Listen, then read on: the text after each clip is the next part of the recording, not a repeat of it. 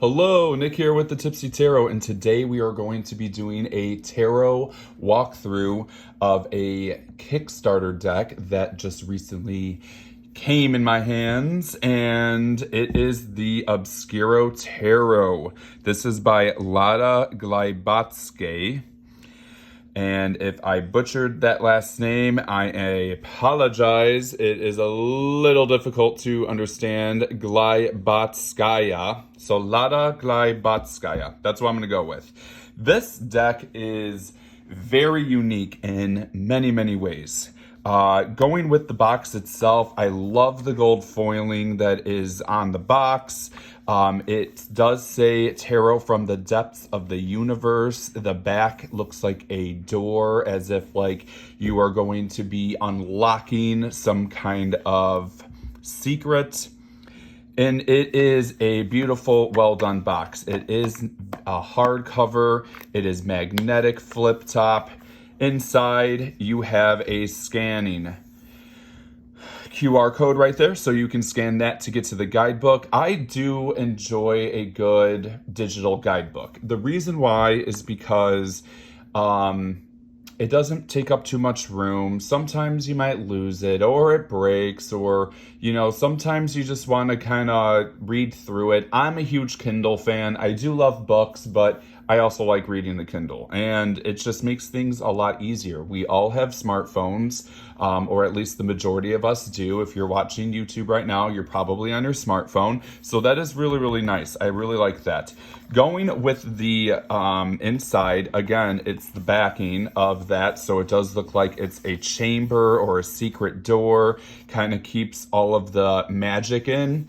I will also put down the link, but we have the website of the artist, the Instagram, and you do have the email of that artist as well that made this deck. Going with the deck itself, it has this matte black gilded edge. Love it.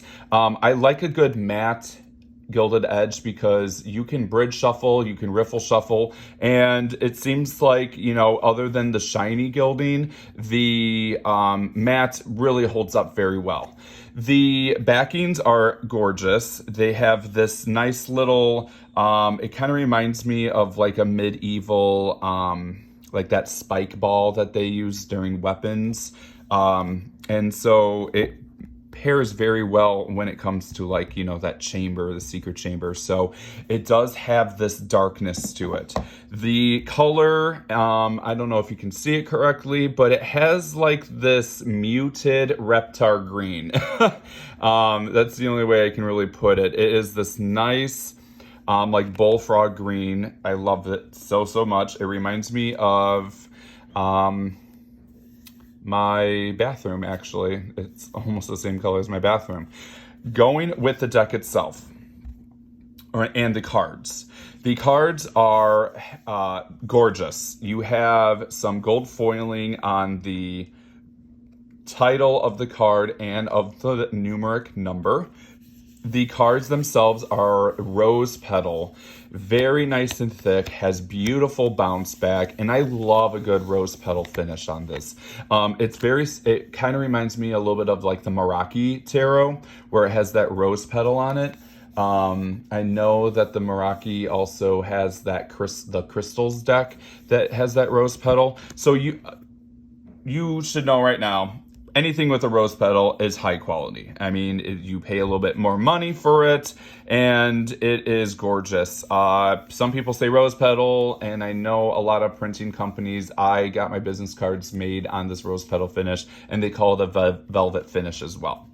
So going with the deck, here is the Fool. I absolutely love this. This is a photography deck, and very, but also some of them look like they're painted. I just absolutely love this magician. You know, it just looks, it's just so obscure. And I totally understand where the Obscuro Tarot is coming from. Yeah, the way that they created this deck is magnificent. I totally became connected with this deck as soon as I opened it up.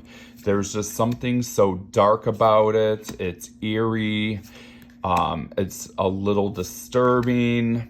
It is very interesting. It kind of reminds me a little bit of Nicholas Bruno's tarot decks with his photography, where it's very eerie and dark. But the Somnia Tarot is what I'm thinking of. But this has a little bit more of a darkness side to it. This artist really put a lot of thought into it. You can tell, okay, you have the Two of Cups, you have two people right there, but also like the head is different. You can even see this like little glare of light right over there, you know, so that light shows happiness. That light can mean, you know, positive energy, spiritual light. So very interesting how they did this deck. I think it is a combination of Rider-Waite-Smith, but also a little Pippish. It's got a combo, but I'm not mad about it. I feel like, you know, the fact that they have the numeric number, they have what it is, and so you'll be able to easily identify exactly. That is so interesting. The Five of Wands, but you have like, see, it's just so creepy. Seven of Witches is what I think. So, you know, here's the Eight of Wands. Interesting. It's like the work is almost put in. Stuck. Wow. You can even see on the face, like the head, like it just matches and pairs well with the tree. So it does have this deep connection to it. It's really well thought out. It's just so interesting. I definitely want to do readings with you all with it. I feel like this is probably more of a shadow work deck as well, to be able to bring some different thoughts out. This is going to totally open up your intuition a little more. Especially if you are an intuitive reader. I think that you can get a lot of messages out of that. And I'll be totally honest, I have not looked at the guidebook yet, but I am hoping that they do talk about why they chose that card. I really like when artists put on the information of why they like this card, why they did this card the way that they did, and kind of give the background story behind it. It's so interesting. And then there's two cards. You have a lock and you have a key. So I do hope that this is also in the guidebook.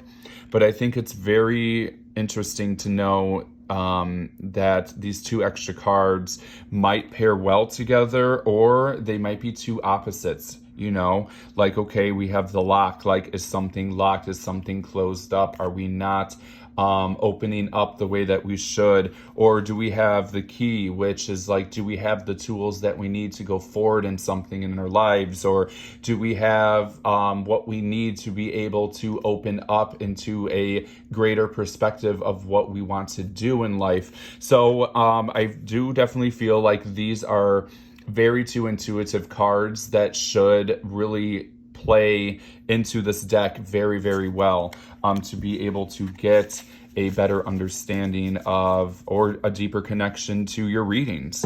I am really thinking about, you know what? I think I'm going to do this for the full moon readings for all of you. I think I'm going to use this in my full moon readings. I got 2 copies. I like to buy 2 copies of the indie decks because you never know if they're going to continue to make it or if they're going to go out of print. So I always like to have a backup just in case, because I like to collect decks. I have so many, and I am so happy that I get to share this with all of you. So this is the Obscuro Tarot. I hope you enjoyed the walkthrough. I think this is a fantastic deck to get for your collection or for shadow work, or even, you know, it's very obscured and it's very eerie and creepy and disturbing. And so I think that this would be a great deck for Halloween that's coming up too. So I hope you enjoy this walkthrough. Please make sure that you like, follow, and subscribe to my channel to stay updated on later videos. We'll see you on the next one. Bye, y'all.